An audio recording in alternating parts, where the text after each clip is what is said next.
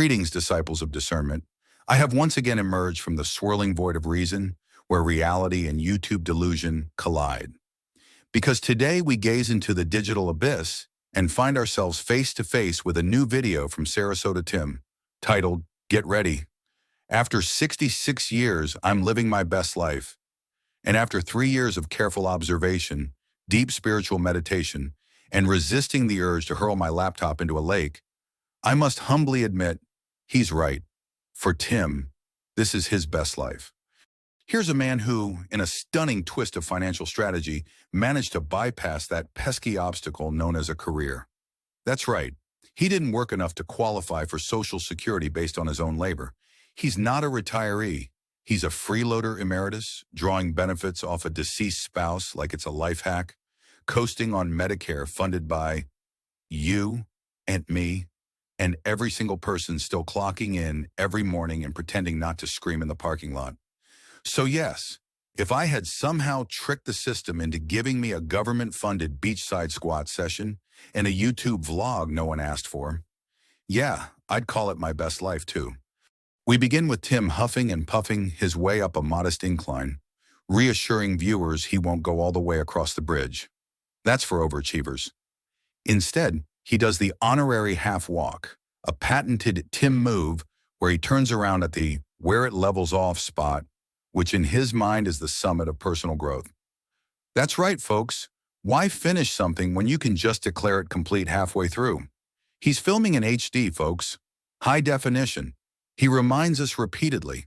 Because when you're filming bridge railings, abandoned e-bikes, in your own panting face mid-squat, you want every wrinkle, every regret, to pop in glorious 1080p. Then the drama escalates.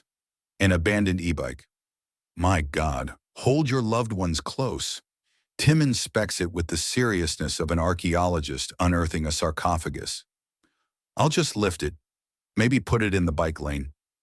Maybe not. It's not my affair. The moral tension is palpable. The moral ambiguity is thick. You can practically hear Hans Zimmer composing a soundtrack in the background as he hovers, torn between action and apathy. He then pauses to perform some amateur forensic battery analysis and notes, spoiler alert, that electric bikes are heavy. Someone notifies Stockholm the Nobel Committee needs to make room next to the physics prize for Dim's law of object weight perception. Next, we're back at the Tim Mobile, a vehicle parked so far from relevance it could qualify as a metaphor. Nearby, another man, wearing a GoPro and listening to music, gets a full profile breakdown. Tim, ever the documentarian of strangers, assesses his soundbar and his Suzuki motorbike with the attention usually reserved for endangered wildlife.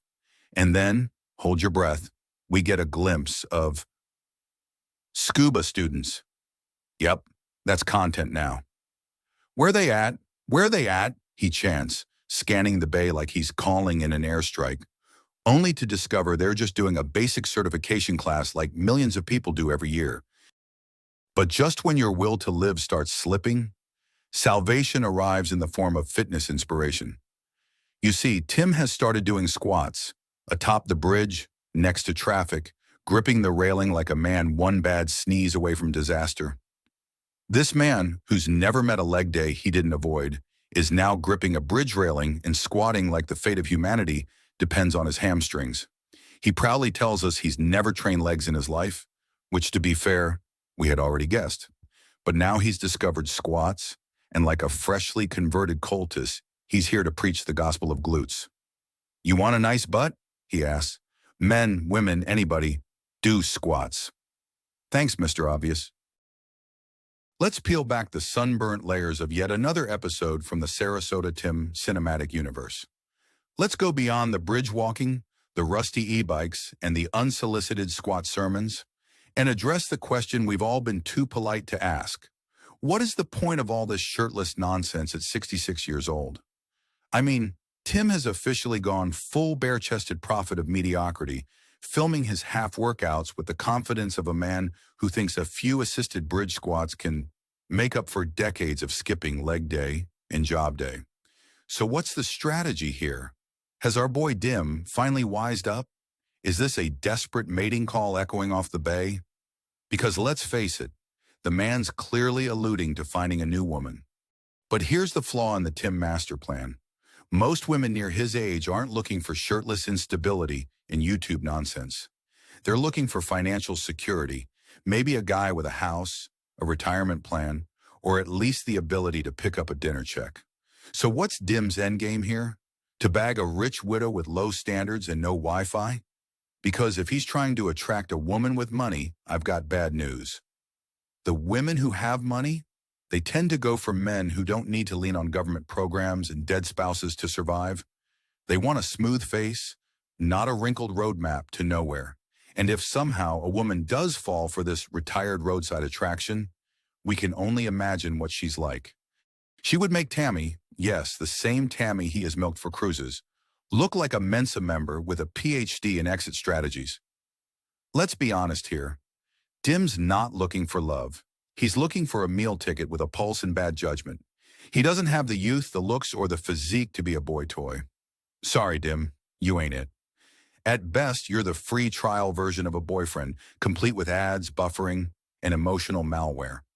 So here we are, watching a man redefine the term best life into a weird hybrid of taxpayer-funded bridge walks, shirtless thirst traps, and unsolicited fitness coaching from a guy who just discovered squats at 66. So let us end this saga of half walks, e-bike intrigue, weather reports, and impromptu glute seminars. For the oracle of observation, the high-definition herald of halfway effort, I am Atomic Sage, wishing you strength, discernment, and, most importantly, the courage to actually finish crossing the bridge. Stay sharp out there.